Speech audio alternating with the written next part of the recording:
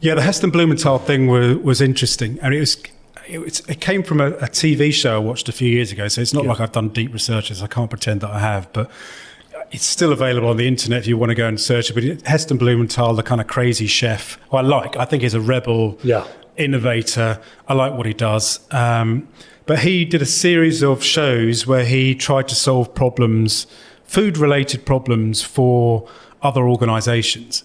And one of those organisations was the Royal Navy. And it was really interesting because they brought him in to solve what was a relatively important problem, but the solution for it would have been just one tiny little thing that had been made life better. That problem was on a submarine, it's a really small environment, and people don't get to do a lot of exercise. You can't put a gym on a submarine, and people do 300 steps a day, but it's mentally tiring work, and people eat a lot, and so it's quite unhealthy. So the Royal Navy, for a bit of a laugh, I think they would never have actually brought Heston Blumenthal to come in and solve the problem. They took seriously. If it's something they took seriously, they wouldn't have let him within 100 miles of it.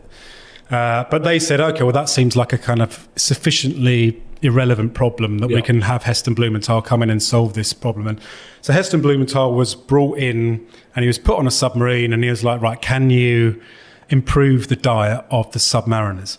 And he went in, and in classic Heston Blumenthal style, his first attempt at solving this was absolutely fucking ridiculous. Like, he tried to do, I think it was smoked herring and blueberries, where they smoked the blueberries on the submarine, literally with hay set on fire in a submarine.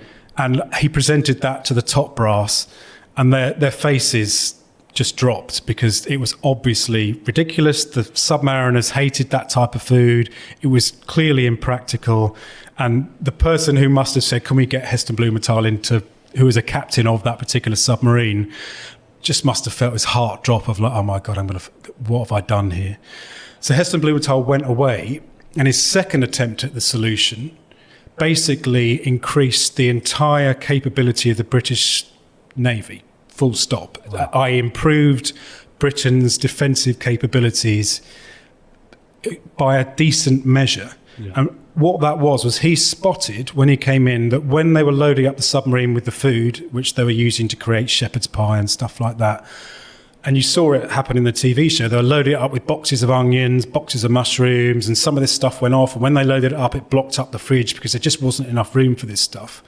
And for him, who is an expert chef, he was like, well, that's nuts, right? Why don't you just sous vide it? Now, sous viding is where you basically pre-prepare all the stuff, you chop up all the onions, you basically create 90% of the cooking, and you remove all of the extra space, and it packs down into like a plastic, thin, easily packable film that is 100 times easier to cook and takes up 10% of the space. And it's got good ingredients in it. Great ingredients. It's been cooked by someone who knows what they're doing, and it's got the space. And basically it means that the chefs on the submarine just have to warm the thing up and add a couple of things, saves them time. And when he presented this solution to the captain of the Navy of that submarine, you could see his face rise because he realised the importance of that, because the limiting factor, the lim-fac, as I know that the American military call it, the one factor that's stopping this thing from being better for submarines was that they could only go out for, I forget the number, 40 days on manoeuvres, and the thing that made them come back or had to go to port was to restock with fresh food because it had gone off. So amazing. So now it almost doubled the amount of time a submarine could be under the water now because of this. And I'm even amazed that the TV show was allowed to air, right? Because I would have thought under the Official Secrets Act that I would say that's given them such a massive advantage to be able to go out for 80 days, not 40, that why would you want to put it out on the BBC? It's almost crazy to think about. And it came from someone from a different field, not a kind of single point expert in a single discipline, but someone. If they'd have said, right, how can we improve the scope of the Royal Navy? No one would have said, well, let's bring in Heston Blumenthal, a celebrity chef. It would have been the very last person that they had brought in, and yet that was the person who did this amazing thing for the Navy. And it is that again is certain. That's why diversity of thought is important. Like, it's just having that individual there is like, well, hang on, why are you doing that?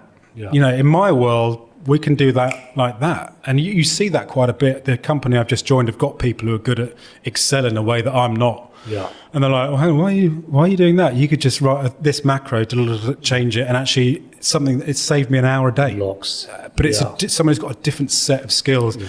And it's so important to me to try and bring out and respect different people with different backgrounds, different brain sets, different skill sets. And that is when something becomes truly powerful. Yeah. It's a founding tenet for me with the company or the sub-company that I've started, Downing Fox, is to bring in people who think differently and allow them the space to do their thing and listen to them. And if they say, well, hang on a minute, why don't you try that?